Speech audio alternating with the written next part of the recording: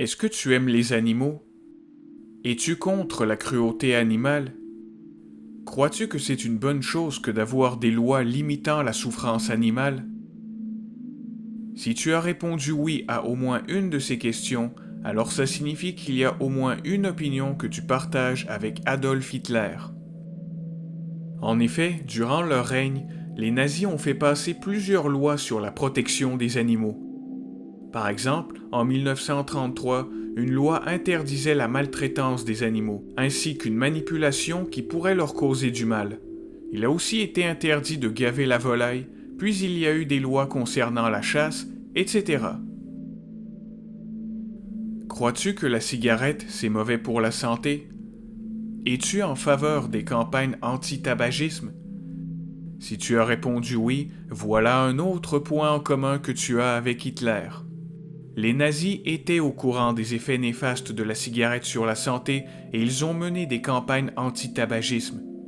Au début des années 40, par exemple, il était illégal de fumer dans les transports en commun et des restrictions ont été mises en place quant aux publicités de cigarettes qu'il y avait à l'époque.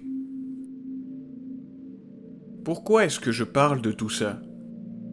Est-ce pour défendre les nazis et montrer que finalement ils avaient de bonnes idées?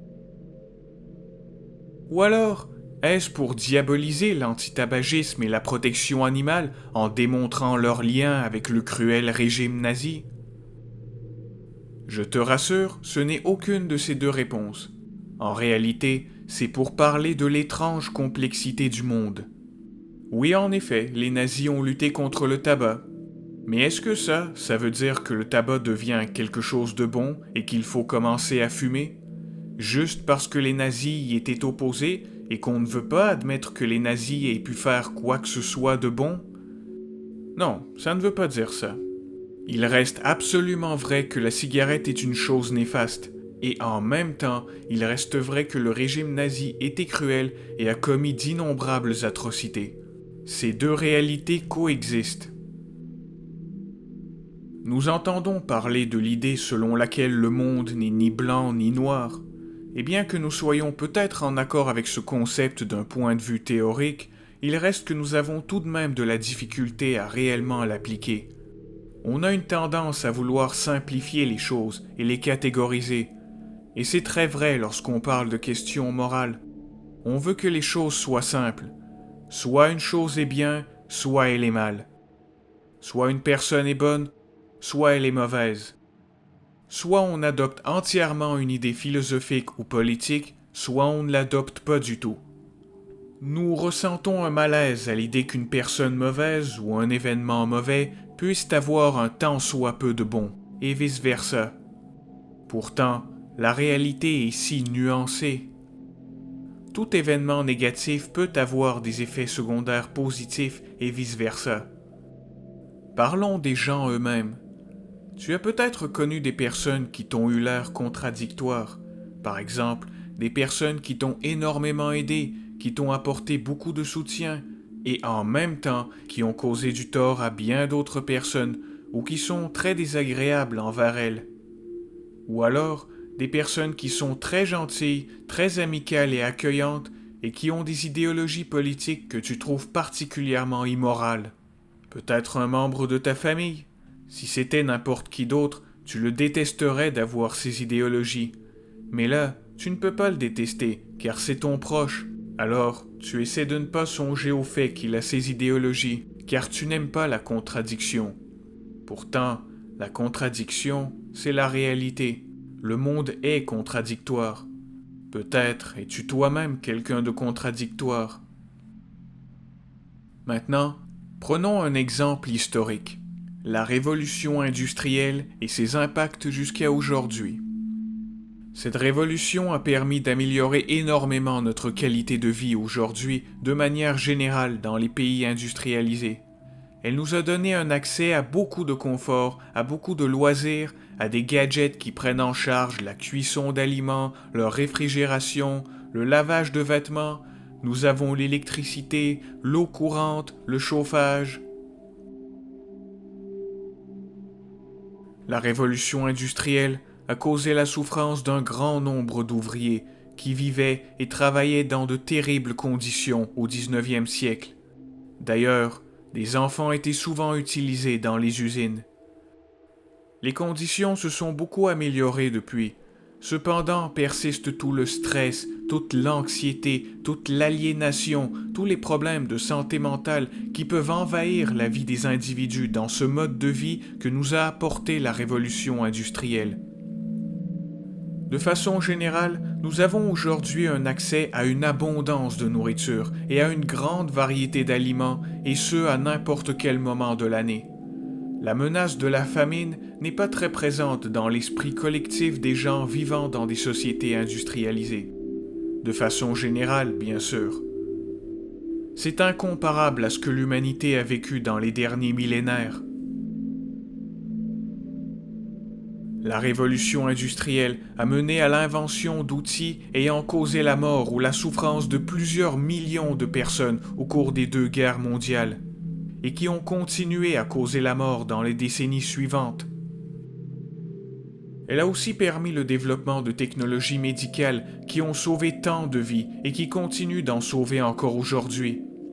D'ailleurs, le progrès médical a augmenté l'espérance de vie et a réduit la mortalité infantile dans nos sociétés. La révolution industrielle nous a également mis sur le chemin du changement climatique et de la destruction de la biodiversité. Au fil de mes exemples, je n'ai jamais utilisé le mot « mais ». Par exemple, je n'ai pas dit « la personne est gentille, mais elle a des idéologies immorales ». J'ai plutôt dit « la personne est gentille et elle a des idéologies immorales ». C'était un choix délibéré. Mais signale une opposition, une contradiction.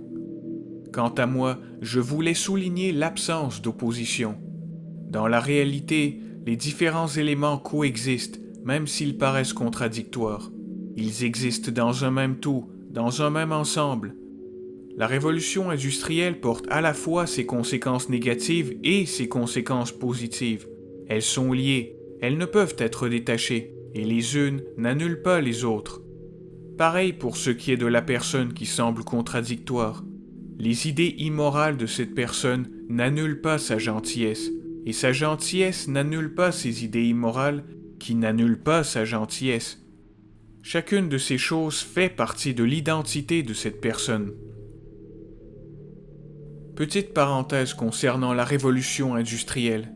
J'aimerais préciser que je ne veux pas débattre de cet événement historique. Je ne cherche pas à balancer les pour et les contre, et je ne cherche pas à conclure si finalement elle en a valu la peine ou non. Ce n'est pas l'intérêt de mon propos, et cet événement n'est qu'un exemple parmi d'autres que j'aurais pu choisir. Un exemple servant à illustrer ce dont je veux parler.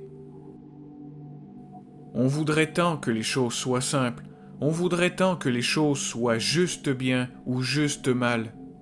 Pourtant, accepter le fait que ce ne soit pas le cas, je crois que ça permet d'avoir une meilleure ouverture d'esprit envers les gens et envers le monde en général, et ça permet probablement de faire des choix plus judicieux. Lorsqu'on débat d'un sujet, je crois qu'il vaudrait mieux abandonner les « mais » et voir chacun des points comme faisant partie du même ensemble. Ne pas rejeter une idée juste parce que son porte-parole est une mauvaise personne ou a mal exploité l'idée elle-même. Ou ne pas rejeter une idée dans son intégralité juste parce que certaines de ses applications ont été négatives par le passé. Je suis tout à fait conscient que cette vision du monde est difficile à adopter. Nous garderons toujours cette tendance à vouloir catégoriser et simplifier les choses. Cependant, on peut faire un effort pour prendre conscience des moments où cette tendance nous vient. On peut faire un effort pour examiner notre manière de réfléchir par rapport à certaines personnes, à certaines idées ou à certains événements. Personne n'est infaillible, et ça signifie que mes propos aussi ne sont pas infaillibles.